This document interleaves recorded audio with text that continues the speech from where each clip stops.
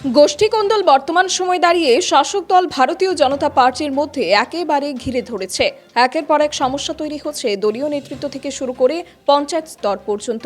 এবার রাজ্য সরকারের অর্থমন্ত্রী তথা রাধাকিশোরপুর বিধানসভা কেন্দ্রের বিধায়ক প্রণজিৎ সিংহ রায়ের খাস তালুকে ইস্তফা দিয়েছেন গ্রাম পঞ্চায়েতের পঞ্চায়েত সদস্য লিলু মিয়া।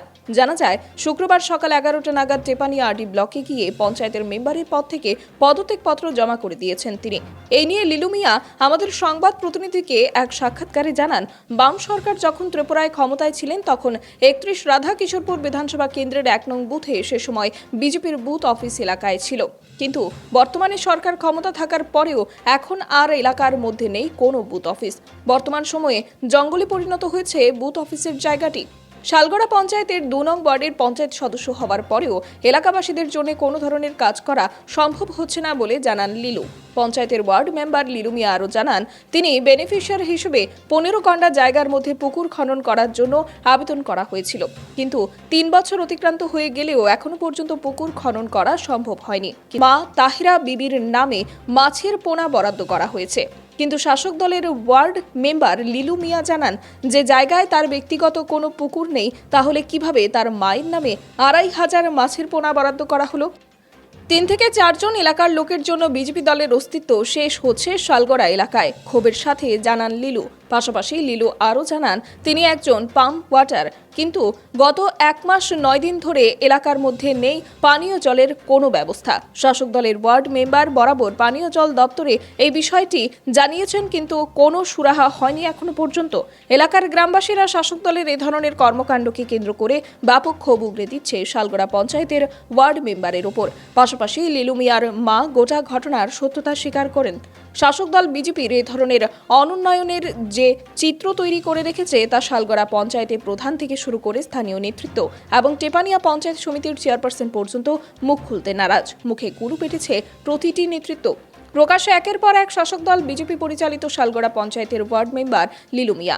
এই পদত্যাগপত্রকে ঘিরে রাধাকিশোরপুর বিধানসভা কেন্দ্রে ব্যাপক আলোড়ন এবং ভূকম্পন শুরু হয়েছে শাসক দল বিজেপি তথা অর্থমন্ত্রীর বিধানসভা এলাকায়। Bureau report, TV 100 Bangla. 18 সালের থেকে মানে 18 আগের থেকে এই পাড়া আরকেপুর 1 নম্বর বুথ, এটা এই বুথের ভিতরে দেখেন এই হলো বুথ অফিস। সিপিএম আমলে আমরা বুথ অফিস আসতো ঠিক, আজকে দেন সরকার ক্ষমতা থেকে আমরা বুথ অফিসে নেই, ও গাছ উঠটা বই ফইরা রয়েছে, কোনো হেলদোল কেউ নাই, সবাই দল করে। আমি আজকে শালগড়া পঞ্চায়েতের 1 নম্বর বুথের 2 নম্বর ওয়ার্ডের মেম্বার। সবাই আমার আমি দুর্নীতির লগে জড়িত, বড় বড় নেতার লগে জড়িত, এই কারণে মানুষ মুখ খুল্লা কইতে পারে না। শুধু আইয়া মা বাবার কাছে তারে একটু ভালো করে বুঝান, কেন আজকে 1 মাস 8 দিন হয়েছে পাম্পসটা চলে না, নষ্ট কেন ঠিক হয় না।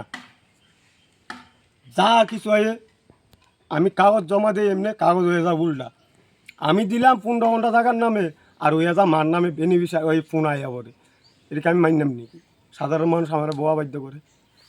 আর 2.5 বছর হয়েছে আমি মেম্বার, 2.5 বছর ভিতরে মেম্বারের ভিতরে আমি ভাতা পাইছি 3600 টাকা।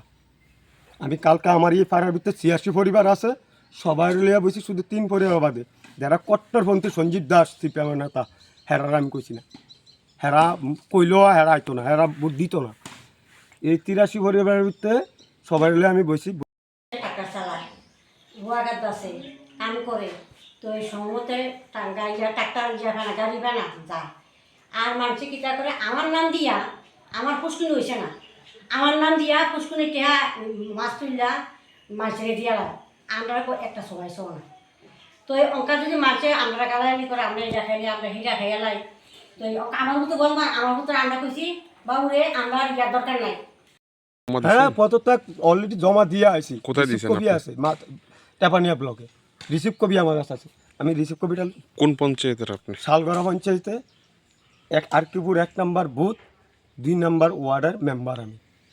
এটা ডাবল ওয়ার্ড, 2 জন মেম্বার, একজন হলাম আমি, আরেকজন হচ্ছে শান্তনা দেব। দলের আগে আপনি কি কোনো পার্টি নেতৃত্ব লাগে আলাপ করছিলেন নাকি আপনি? 1 বার না, 2 বার না, 3 বার না, 4 বার না, 5 বার না, 6 বার না, 7 বার না, 9 বার। আমার ডেট আসতো 17 তারিখ জমা দেবনের। আমার মা ফোনে কথা বলছে, তপন দাস মন্ডল প্রেসিডেন্ট, বাইক ফেরছেন শালগড়া বাজারে মিষ্টি দোকানও আছে, তাই না আমার বাইক তাই 3 দিনের টাইম দিছে। 17 তারিখ থেকে 3 দিনের কত 20 নেই, কোনো কথা আমার শুনছে না। আজকে কয় তারিখ 21 তারিখ, আজকে আমি ইস্তফা দিয়ে বলছি।